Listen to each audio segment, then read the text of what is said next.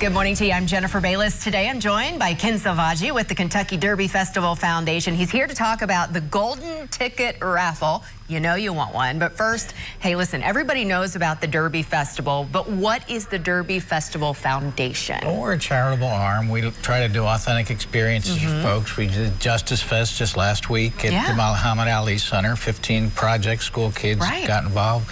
Yesterday, we did Robo Rumble, it's a robotics competition, 40 schools, over 500 kids.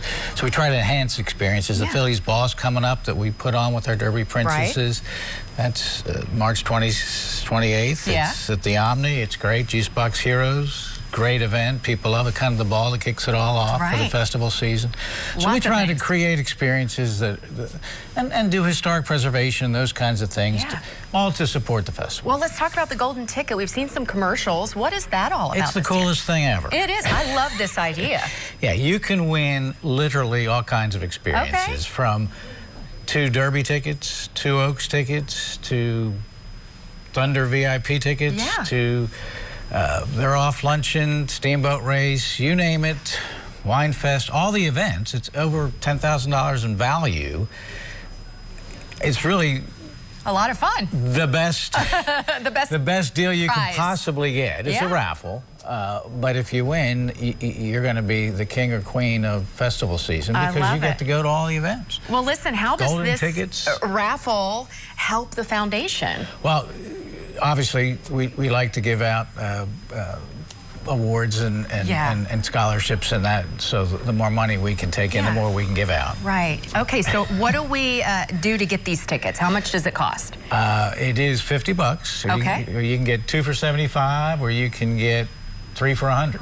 Okay. It's pretty easy. The drawing is March 31st, though, so you kind of have it's 3 levels of drawing, so 3 different chances to win, but it's all on March 31st. Okay. Get it now, because it's going to be fun. And there's only 1,500 tickets available. Again, $50 for 1. That's a steal. Yes. $75 for 2. So grab you a friend and go in together, split the cost of that. $100 for 3 prize levels. So there's a lot of prizes here. All right, what's your favorite Derby Festival event? The They're Off Lunch is always fun because that kicks it off. Bourbon Fest is always fun. Okay. They're all good. Yeah. I love the Thunder's awesome. I love it all. I think it just Race is awesome, and you get all of them. I mean, every single event's fun. I love Justice Fest, though, because that really, truly is a substantive thing. It creates lasting change. These students pitch these projects. They follow through stakeholders from the community and beyond, fund them. And they have lasting change in the community. All right. Well, listen, if you're interested in learning more about the Golden Ticket Raffle, Derby Festival, or the Foundation, be sure to check out WLKY.com later this afternoon. We'll have an article posted there for you with all the information that you need to know. Ken, thank you so much for stopping by. Happy Derby. Happy Derby. And by the way, I was a little part of Justice Fest this year. I got to hear some of the pitches that the kids are having, and they're really good. So I'm excited to see which one takes home the W. All right, if you're looking for a safe, reliable, and affordable car, we're switching gears a little bit here. Consumer Reports is here to help. Yeah, recently released this highly anticipated 2026 top pick list of the best SUVs, cars, and trucks. We're going to send it over to Jennifer Bayless, who has their picks. Every day, Consumer Reports tests new vehicles at its state-of-the-art facility, measuring everything from safety and performance to fuel efficiency and cargo space. Beyond the test track, Consumer Reports member surveys give exclusive real-world insights into reliability and owner satisfaction from about 380,000 vehicles this year. The CARS team looks at data from our testing and from member surveys to determine what are the 10 vehicles that stand out most in their class. These are the vehicles that are easy recommendations to make and a great starting point for any car shopper.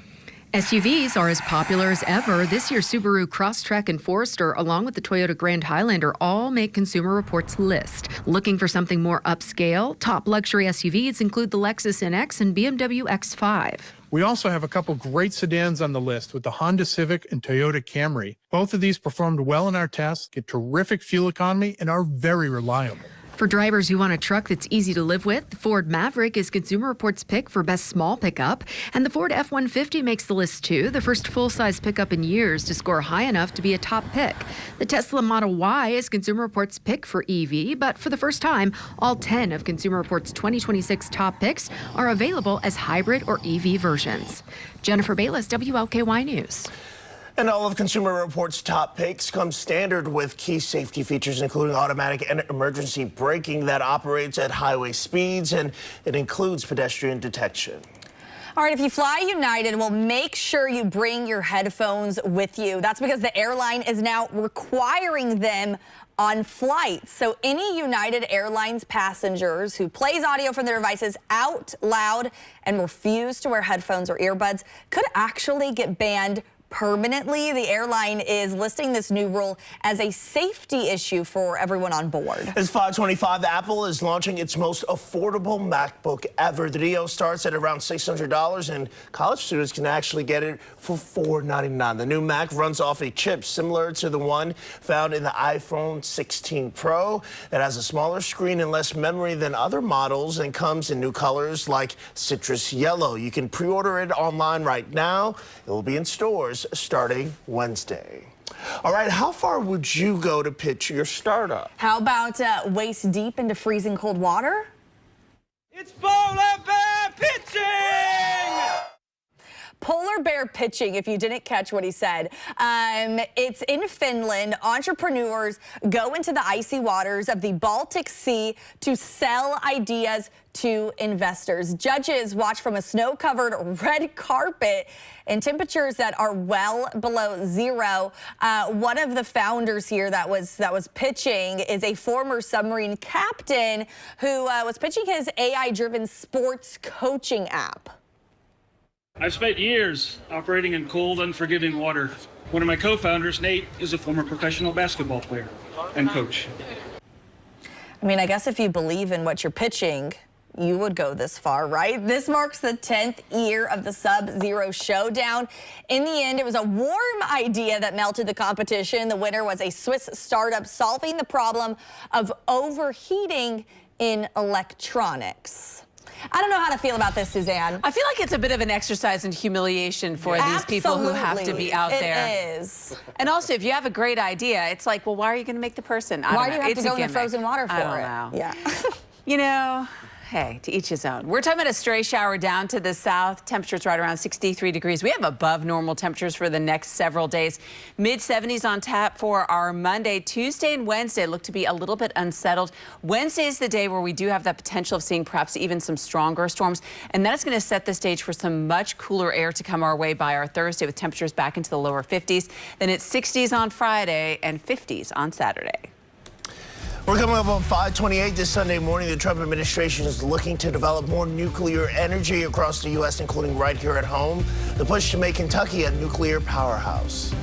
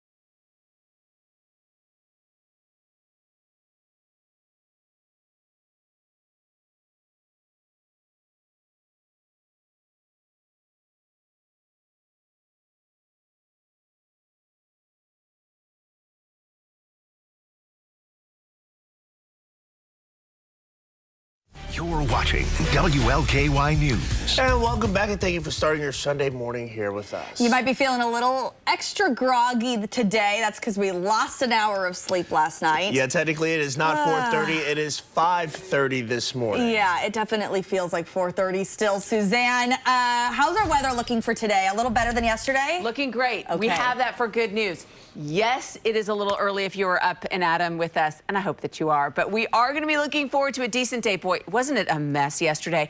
Heavy rainfall, storms. It was just kind of soggy and messy and gross.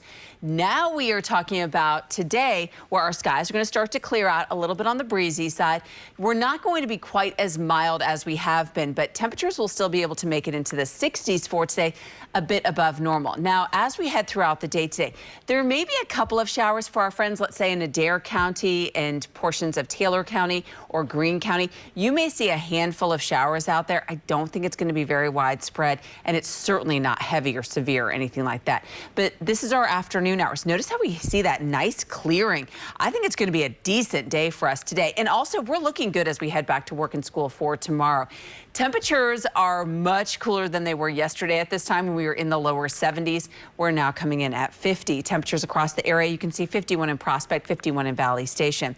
Our forecast high brings us to 63 degrees with gradual clearing skies, a little bit on the breezy side for us. We'll take a look at our back to work and back to school forecast and also take a look at our next best chance of our potentially seeing some flooding concerns with some heavy rainfall and the possibility of some strong storms. Let's send it back over to Shaq and Blakely. All right, Suzanne, thank you. That weather we've been experiencing is impacting search and rescue operations out of southern Indiana. Yeah, crews are trying to find a man who went missing in the flood waters on Friday who's actually trying to rescue people who were trapped. Now, the search is expected to resume again today, but crews had a difficult time yesterday because of the impact weather. Rain and lightning forced them to pause the search several times. Officials have conducted surface searches using an airboat and have been checking large debris piles, but it won't be until the water recedes that they'll be able to search more effectively. The conditions have actually improved, and they've been improving since probably about midnight before the incident. The problem being now is that whatever rain is happening at this point, it's most likely going to create more issues down the road. And right now, water levels are still high and aren't expected to get back to normal until Thursday. Now, the good news here, weather conditions today are expected again to be better for crews. As the Trump administration pushes for more nuclear energy development throughout the country, Kentucky lawmakers, they're announcing several grants to kickstart major investments. Our Edward Smith has more on the push to make Kentucky a nuclear powerhouse.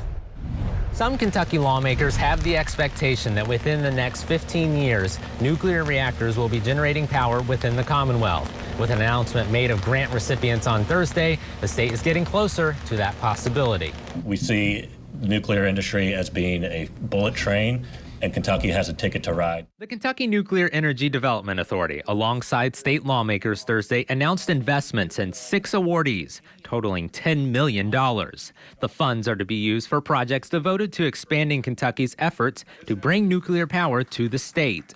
Among those awarded include West Kentucky Community and Technical College. This investment allows us to launch as a regional hub for nuclear industry education and economic development in Kentucky's Jackson Purchase region. And General Matter, a company currently building a uranium enrichment facility in Paducah. We also see the entire supply chain industry as being an opportunity for Kentucky to lead in. This is the most significant step that we have taken to date in our Commonwealth in our journey. The grant program is the result of years of work in the General Assembly. I have become obsessed with nuclear energy. In 2017, Senator Danny Carroll of Western Kentucky successfully pushed to get the state's ban on nuclear energy lifted.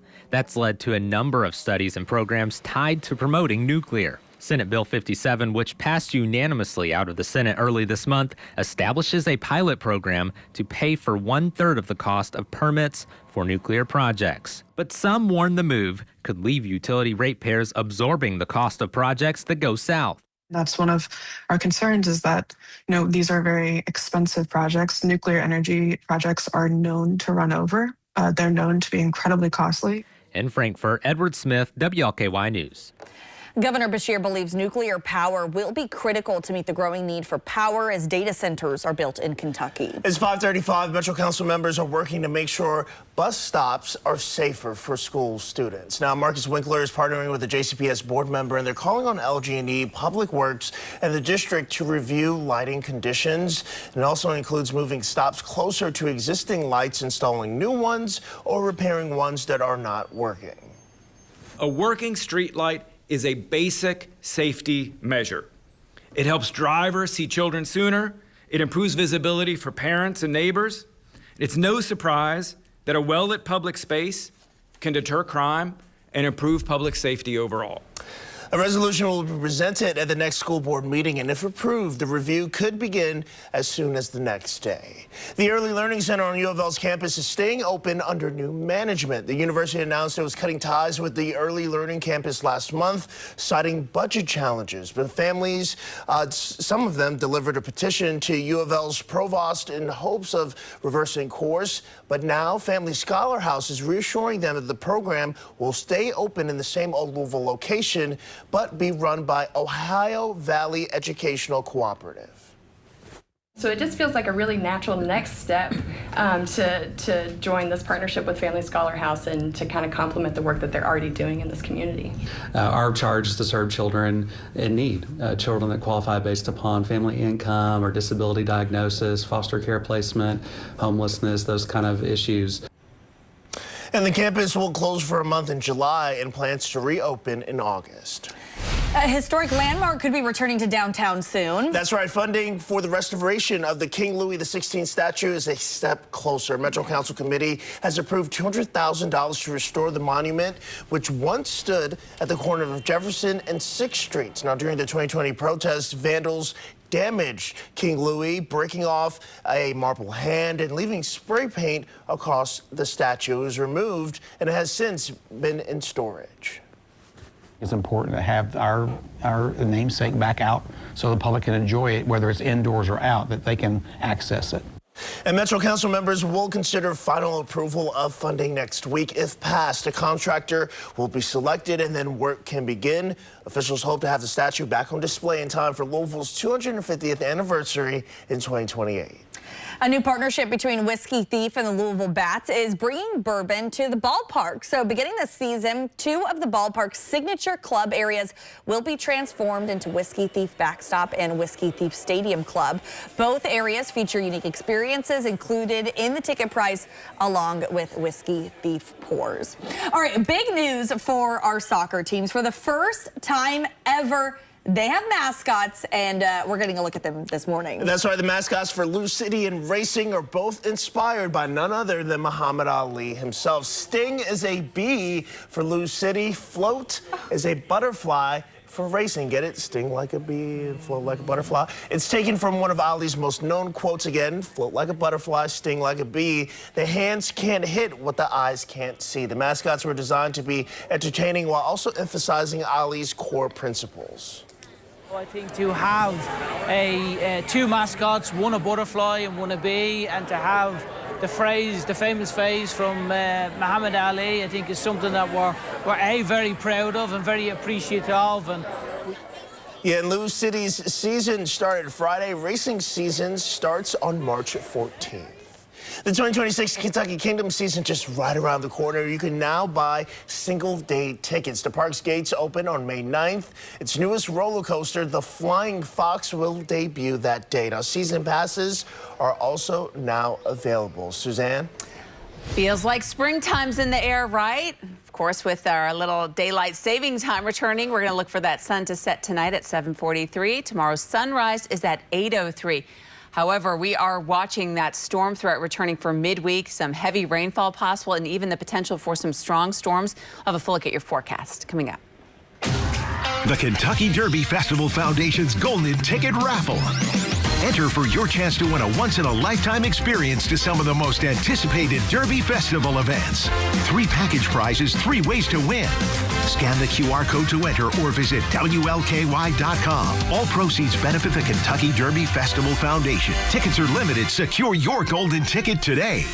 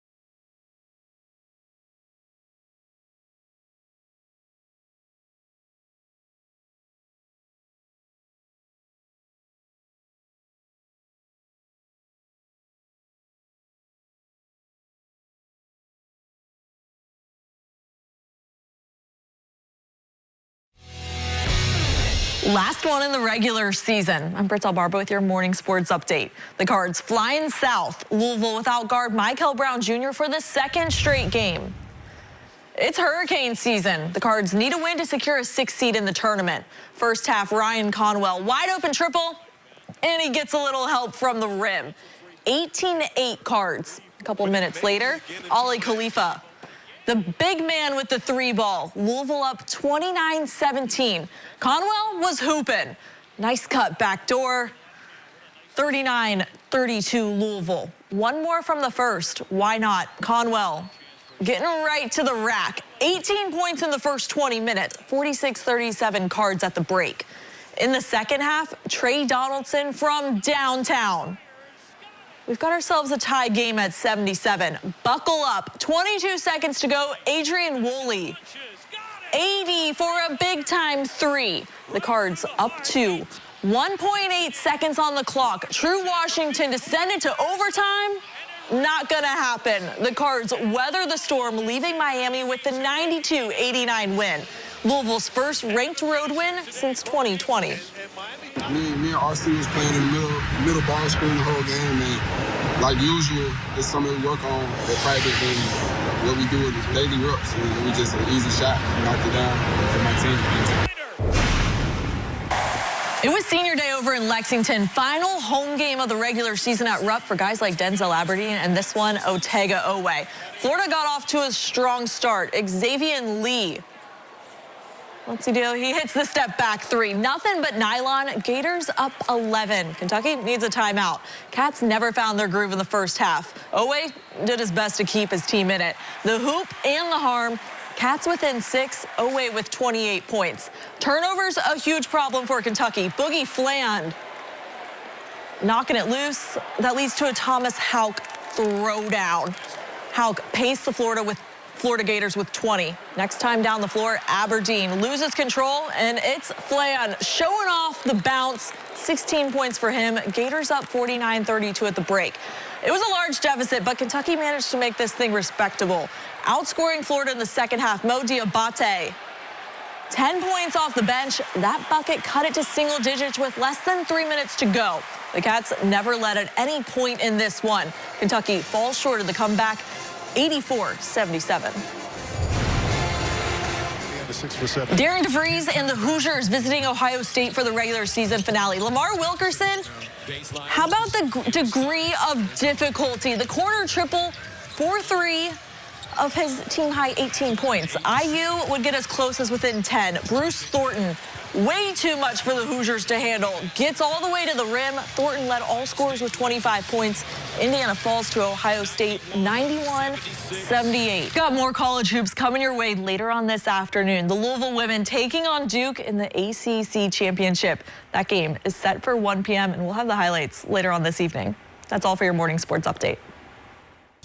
Now, your WLKY weather with meteorologist Suzanne Horgan. And good morning. We're going to get started on what looks to be a decent day for today after some soaking showers yesterday. We have a nice brief break from the rain. It's going to be breezy and above normal over the next couple of days. But we do have another storm threat coming our way by midweek. So as we make our way throughout the day today, a couple of isolated showers may be able to develop across some of our far southern communities. All in all, we're talking about very light showers, and we should start to see our skies continuing to clear out throughout our Sunday. All in all, looks to be a very pleasant day, somewhat on the breezy side. Temperatures recover into the lower 60s for today, still above our normal high, which is in the middle 50s. Back to work and school on Monday, we're looking good. I think we'll see some nice sunshine. Still a breezy day with temperatures that should be able to recover into the 70s. As we head into Tuesday, a few showers are possible on our Tuesday, maybe a couple of rumbles of thunder. I think we'll hold on to better opportunities of our seeing some shower and thunderstorm activity, some of which could be on the strong side and some which could contain some pockets of heavy rainfall. This is a pretty strong storm system that's going to be rolling through by midweek. It's going to then be pulling in some cooler air. It's not out of the question that maybe a snowflake tries to sneak in on the backside of that. But the bottom line is we're talking about much cooler air, back to normal temperatures expected by Thursday. As we go hour by hour for today, you'll notice those temperatures recover into the lower 60s. We'll see increasing amounts of sunshine as we head throughout the day today. As far as our current temperatures, we're coming in at 50 degrees right now. Our winds are from the northwest at about 7 miles per hour. So temperatures are not too bad out there. Obviously way cooler than yesterday at this time.